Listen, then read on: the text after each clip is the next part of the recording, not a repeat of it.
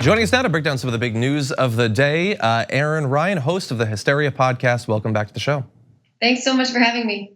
Glad to have you on. How would you like to start off with the stupidest news of the past week or so? Almost always. Let's do it. Let's do that. Okay.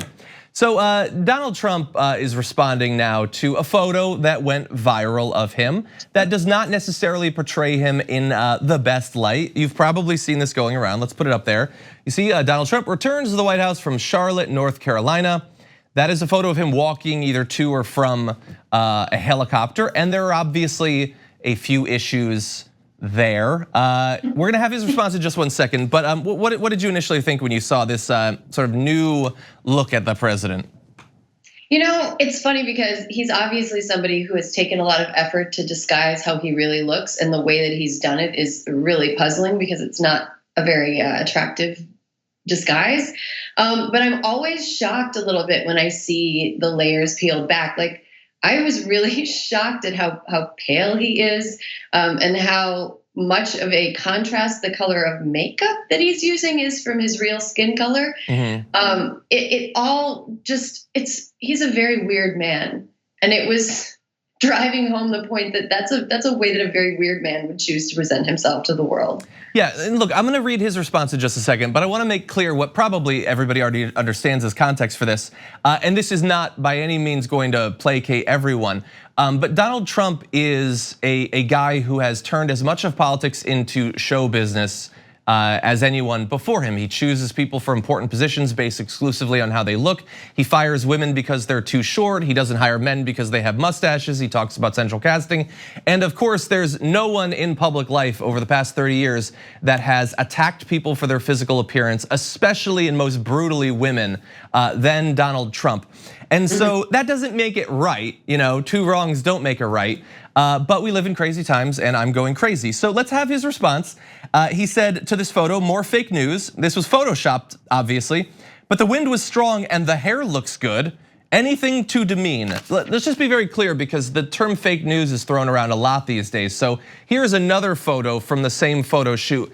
It's not been photoshopped. That's just what a person like him looks like. So what do you think? I mean, I think you're exactly right.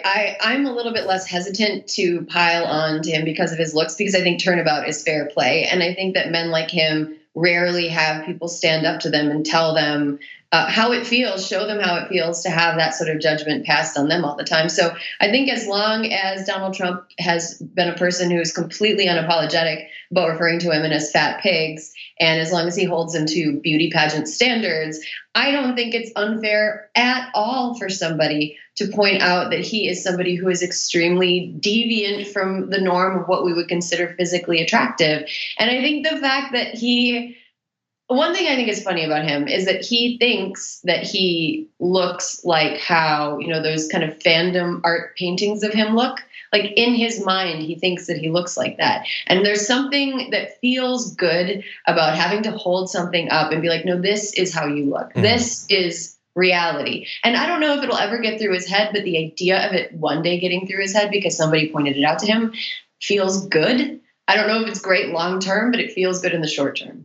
Yeah, and let me just round out the whole his history thing that he's continuing to do this into the present day. Like, his attacks against Mike Bloomberg are about his height. His attacks against Adam Schiff are about his pencil neck.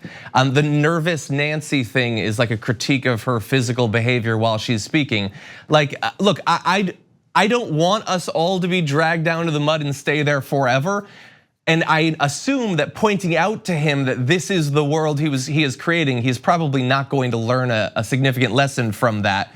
But this is the reality. This is our president and how he appears. And so I think it's acceptable to at least briefly mention that. Right. I also think that there are people who are not beyond hope. People who might fall into the trap of feeling like they are entitled to judge women the way that Donald Trump judges women because he sets a terrible example. And I would think that maybe us kind of piling on and being like, no, actually, you look like you have some sort of a vitamin deficiency, but you've done it with makeup. I think that us pointing it out might show people who feel tempted to engage in that behavior in the way that Donald Trump does, that they're going to get it back. So it might be too late for him, but there might be some baby Trump out there who sees this and thinks, oh, you know what? That's not a really good way to behave unless I want it turned back on me. You know what, fingers crossed, I hope you're right on that.